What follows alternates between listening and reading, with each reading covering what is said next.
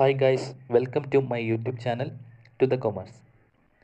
അപ്പോൾ ഇൻകം ടാക്സുമായി ബന്ധപ്പെട്ട ഒരു ടോപ്പിക്കാണ് നമ്മൾ ഇന്നത്തെ വീഡിയോയിൽ ഡിസ്കസ് ചെയ്യാൻ പോകുന്നത്. ഇൻകം ടാക്സ് ഡിപ്പാർട്ട്മെൻറ്റുമായി ബന്ധപ്പെട്ട TDS എന്ന ടോപ്പിക്ക്. അപ്പോൾ എന്താണ് TDS? TDS എന്ന് വെച്ച് കഴിഞ്ഞാൽ ടാക്സ് ഡിഡക്റ്റഡ് അറ്റ് സോഴ്സ്.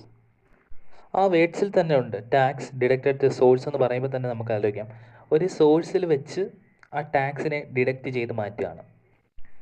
നമുക്ക് എന്താണെന്ന് വിശദമായിട്ട് നോക്കാം.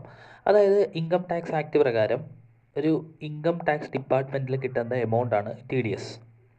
അതായത് നമ്മളിപ്പം ഒരു എക്സാമ്പിൾ പറഞ്ഞു കഴിഞ്ഞാൽ, ഒരു എംപ്ലോയിക്ക് സാലറി കൊടുക്കുന്നു, അല്ലെങ്കിൽ ഇപ്പം നമ്മൾ ബാങ്കിൽ നമ്മൾ ഡിപ്പോസിറ്റ് ചെയ്തിട്ട് നമുക്കതിന് ഇൻട്രസ്റ്റ് കിട്ടുന്നു, അല്ലെങ്കിൽ നമുക്ക് റെൻ്റ് എമൗണ്ട്, കമ്മീഷൻ, ബ്രോക്കറേജ്, അങ്ങനെ ഇങ്ങനത്തെ പല എമൗണ്ടുകൾ.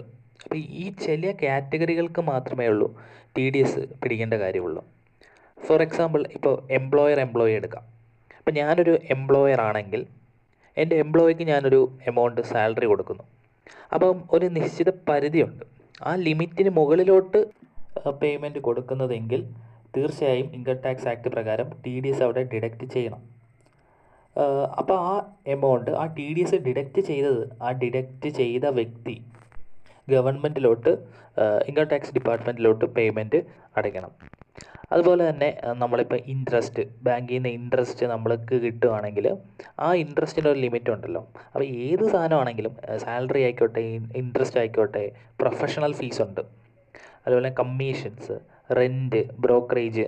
അപ്പോൾ ഇങ്ങനത്തെയുള്ള സാധനങ്ങളെല്ലാം ആ ലിമിറ്റ് എക്സീഡ് ചെയ്യുകയാണെങ്കിൽ മാത്രം അതിന് TDS കാൽക്കുലേറ്റ് ചെയ്തിട്ട് അത് TDS പിടിക്കുകയും അതാരാണോ ആ പേയ്മെൻറ്റ് നടത്തുന്ന ആ വ്യക്തി TDS പിടിച്ചിട്ട്, ഡിഡക്റ്റ് ചെയ്യേണ്ട വ്യക്തി TDS പിടിച്ചിട്ട് ബാക്കി തുകയായിരിക്കും നമുക്ക് തരുന്നത്. അപ്പോൾ നമ്മളിത് അഡ്വാൻസ് ആയിട്ടാണ്, ഒരു മുൻകൂറായിട്ട് പിടിക്കുന്ന ഒരു ടാക്സാണ് ഈ TDS എന്ന് പറയുന്നത്. അപ്പം ടാക്സ് കഴിഞ്ഞിട്ടുള്ള ബാക്കി തുകയാണ് ഈ വ്യക്തിക്ക് കിട്ടുന്നത്. അപ്പോൾ ഇത് മെയിനായിട്ട് ഇൻഡിവിജ്വൽസും കമ്പനികളും ഒക്കെയാണ് ചെയ്യുന്നത്. അപ്പോൾ ഏത് വ്യക്തിയാണോ ഈ TDS ഡിഡക്റ്റ് ചെയ്തെടുത്തത്, അപ്പോൾ ആ വ്യക്തി കൃത്യസമയത്തിനുള്ളിൽ അത് ഇൻകം ടാക്സ് ഡിപ്പാർട്ട്മെൻറ്റിലേക്ക് എത്തിക്കണം. അപ്പോൾ ഈ TDS ലിമിറ്റ് കണ്ടെത്താനും അത് ഡിഡക്റ്റ് ചെയ്യാനും ഒക്കെ കാൽക്കുലേഷനുകളൊക്കെ ഉണ്ട്. അപ്പം ഈ വീഡിയോ കൊണ്ട് ഞാൻ ഇതാണ് ഉദ്ദേശിക്കുന്നത്. അപ്പോൾ ഈ വീഡിയോ നിങ്ങൾക്ക് ഇഷ്ടമായെങ്കിൽ മാക്സിമം ആളുകളിലേക്ക് ഷെയർ ചെയ്യുക. എൻ്റെ ചാനലൊന്ന് സബ്സ്ക്രൈബ് ചെയ്യുക, ലൈക്ക് ചെയ്യുക. ഇനി മറ്റൊരു വീഡിയോയിൽ കാണാം. Thank you.